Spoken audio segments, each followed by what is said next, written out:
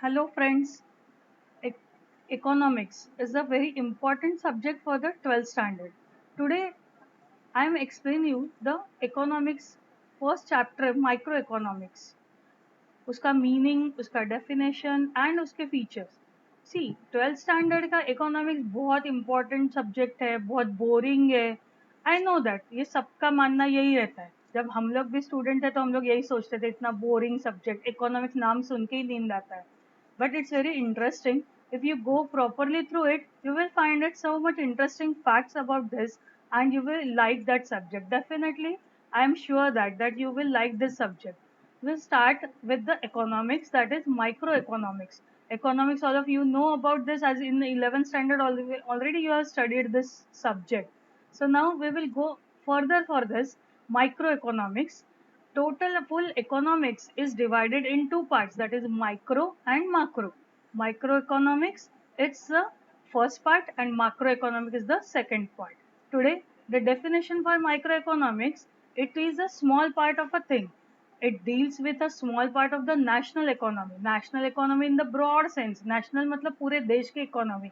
हम लोग देश की economy को study कर रहे हैं? नहीं, हम लोग उसको किस तरीके से study किया जाता है, ये हम लोग पढ़ने वाले हैं. और इसीलिए हम लोग स्टार्ट करेंगे माइक्रो इकोनॉमिक्स की डेफिनेशन से. Micro as the word suggest, micro मतलब छोटा, इंडिविजुअल छोटा, that is known as micro economics. Micro economics के आपके बहुत सारे डेफिनेशंस आपको दिए रहेंगे. स्टेट बोर्ड में आप लोगों को डेफिनेशन जो टेक्स्ट बुक में दिए हैं, you have to follow that only. जो आपका पेपर पैटर्न है, question number 2A, that is define the following. दो मार्क के आपको 4 डेफिनेशंस लिखने हैं, उसमें माइक्रो इकोनॉमिक्स का डेफिनेशन श्योर शॉर्ट आता है. So today let us start with the definition. आपको यहाँ पे दो डेफिनेशन दिए हैं, एक डॉब का और एक लर्नर का.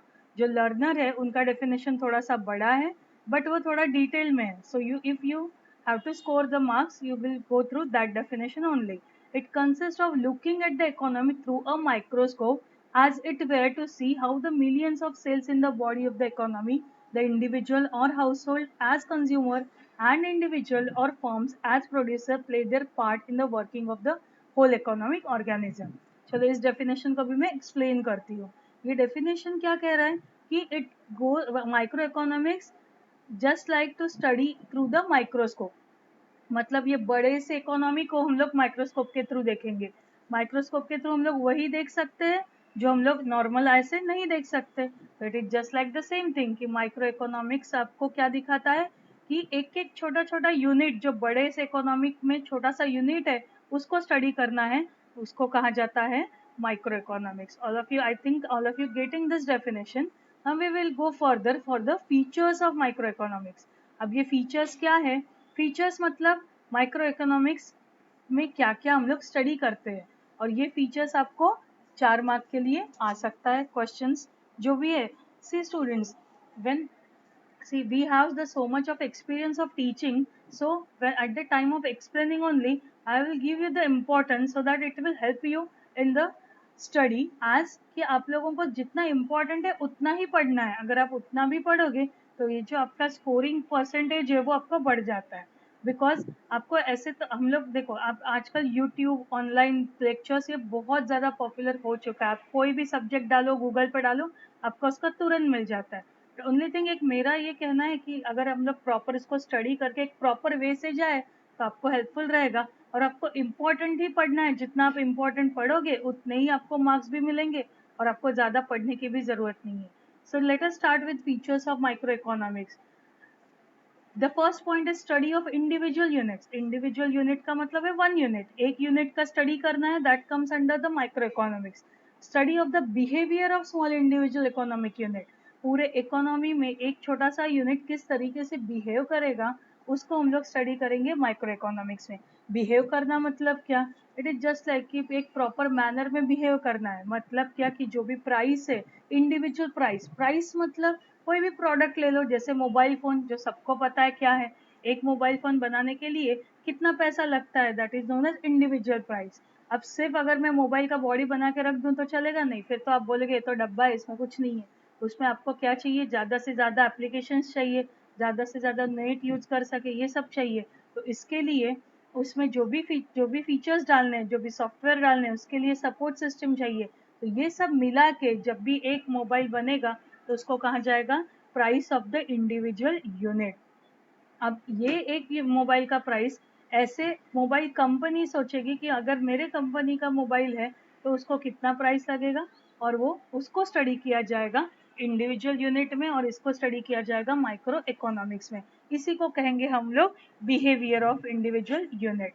The second point is price theory. Just like मैंने अभी आपको बताया एग्जाम्पल मोबाइल का, उसी को कंटिन्यू करते हैं, determination of price of goods and services as well as factors of production.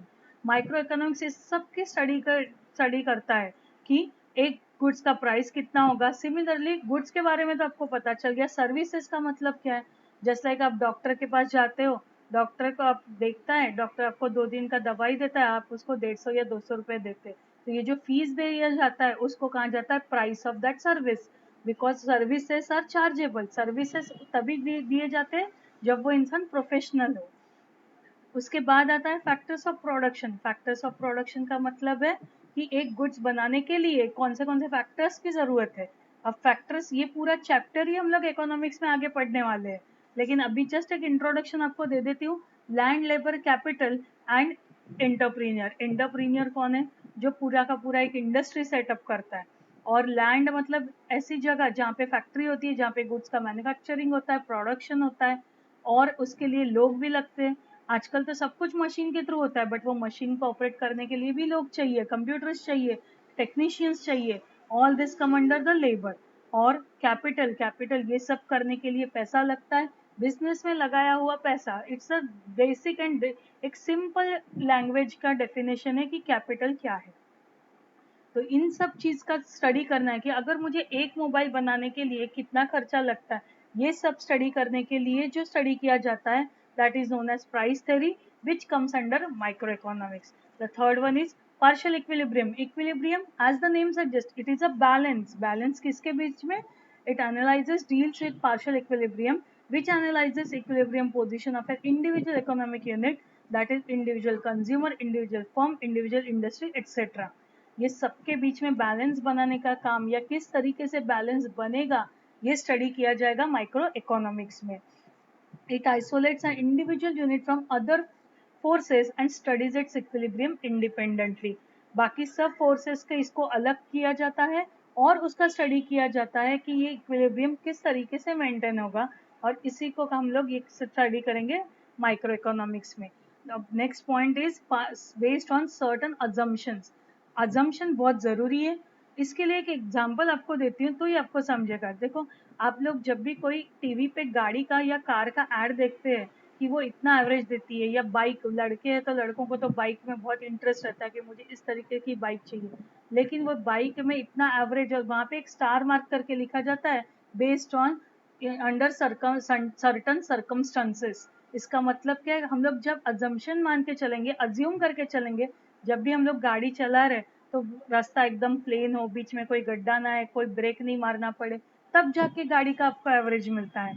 तो इसीलिए इसी तरीके से जब भी माइक्रो इकोनॉमिक स्टडी किया जाएगा, उसके लिए हम लोगों को कुछ चीजें मान के चलनी पड़ेगी कि other things remaining constant, that is ceteris paribus. That means कुछ ऐसे अजम्पशंस है, जैसे परफेक्ट कंपटीशन है, दैट मीन्स सब सेलर जो है, बहुत सारे सेलर एक ही टाइप का प्रोडक्ट सेल कर रहे हैं, लेकिन एक फेयर प्राइस पे, वहां पे कोई कट थ्रोट कंपटीशन नहीं है। उसके बाद है pure capitalism, full employment. Full employment मतलब जितने भी लोग एजुकेटेड है, सबके पास कुछ ना कुछ काम है, उसको कहा जाता है फुल एम्प्लॉयमेंट। अब ये सब चीजें जब होगी, तभी हम लोग माइक्रो इकोनॉमिक्स को डिटेल में और अच्छे तरीके से या प्रॉपर तरीके से स्टडी किया जा सकता है।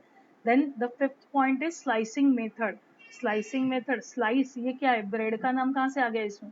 It is just like the same thing. Slicing method मतलब जब भी स्लाइस ये वर्ड आता है, हम लोग उसी के बारे में सोचते हैं। तो micro economics splits or divides the whole economy into smaller sizes and study, और इसीलिए उसको कहा जाता है स्लाइसिंग मेथड। आई थिंक सबको ये समझ में तो आ ही रहा है, बहुत इजी वे से मैं बताने की कोशिश कर रही हूँ। The next one is marginalism principle. ये मार्जिनल वर्ड आपको बहुत बार आएगा पूरे इकोनॉमिक्स के पूरे बुक में। मार्जिनल जब भी वर्ड आता है, ओनली थिंग एक ही चीज ध्यान में रखो कि concept of margin is the key tool of microeconomic analysis as it studies the change. जब भी चेंज होता है प्रोड्यूसर और कंज्यूमर के हिसाब से जो भी चेंज रहेगा वो हम लोग मार्जिनलिज्म प्रिंसिपल से सीखेंगे और ये माइक्रो इकोनॉमिक्स में सिखाया जाता है या माइक्रो इकोनॉमिक्स इसको स्टडी करता है कि वो जो चेंज है वो चेंज किस तरीके से अफेक्ट करेगा प्रोड्यूसर को और एज वेल एज कंज्यूमर को. Then the 7 point is analysis of market structure. अब ये इतना बड़ा मार्केट है अपने पास तो मार्केट का स्ट्रक्चर कैसे होना चाहिए. तो ये मार्केट का स्ट्रक्चर किस तरीके से स्टडी किया जाएगा कि मार्केट में कौन से अलग अलग टाइप के मार्केट होते हैं और कौन से मार्केट में हम लोगों का प्रोडक्ट ज़्यादा से ज़्यादा अच्छे तरीके से बेचा जाएगा. अगर प्रोड्यूसर के एंगल से सोचेंगे, कंज्यूमर क्या सोचेगा, अगर मुझे एक सिंपल सा एक टॉप भी खरीदना है तो मुझे बहुत सारी वेराइटी चाहिए. किसी का कलर पसंद आता है, किसी का पैटर्न पसंद आता है, किसी का डिज़ाइन पसंद आता है. इन दैट केस अब मार्केट स्ट्रक्चर को स्टडी करना है तो माइक्रो इकोनॉमिक्स इसको डिटेल में स्टडी करेंगे और it analyzes different market structures such as perfect competition, monopoly, monopolistic competition, oligopoly etc. ये सब हम लोग एक आगे आने वाला जो चैप्टर है उसमें हम लोग ये पढ़ेंगे. तो अभी इसके लिए सिर्फ इतना ध्यान में रखो कि माइक्रो इकोनॉमिक्स में मार्केट स्ट्रक्चर को डिटेल में स्टडी किया जाएगा कि एक मार्केट स्ट्रक्चर किस तरीके से होना चाहिए. The last point is limited scope. As the name suggest micro economics हमेशा किसी एक इंडिविजुअल को ही स्टडी करता है इसलिए उसका स्कोप जो है वो लिमिटेड है. अब आपको 2 मार्क के लिए गिव रीजन आता है जिसमें आपको जो सेंटेंस दिया रहता है वो ट्रू या फॉल्स है वो डिसाइड नहीं करना है. ओनली थिंग वो ट्रू ही है, बस उसका रीजन देना है. तो उसमें ये क्वेश्चन आता है कि micro economics always has a limited scope. In that case सिर्फ आपको 2 सेंटेंस लिखने हैं. The scope of microeconomics is limited to only individual units as it studies only individual unit, individual firm or individual household. That means यहाँ पे आप सिर्फ एक definition दो और एक सेंटेंस लिखो तो आपके 2 मार्क पक्के. देखो आज के फर्स्ट लेक्चर में मैंने आपको ये चीज़ बता दी कि कौन से मार्क कितने मार्क्स के लिए क्या आपको लिखना है क्या आपको पढ़ना है. ओनली अगर आप इम्पोर्टेंट स्टडी करोगे तो आपको पूरे चैप्टर पूरे डिटेल में स्टडी करने की ज़रूरत नहीं है. ओनली इम्पोर्टेंट पढ़ो ताकि आपको अच्छे मार्क्स मिल सके, पूरा अच्छे से आप स्कोर कर सके. और जो इकोनॉमिक्स सबको बोरिंग लगता है इतना भी बोरिंग नहीं है. अगर आप प्रॉपरली फॉलो करो तो आप प्रॉपरली स्टडी करो तो आप definitely you can score good marks. And thank you so much. If you like my video just put the like button and subscribe to my channel so that you will get definitely a good score in your economics subject. Thank you so much.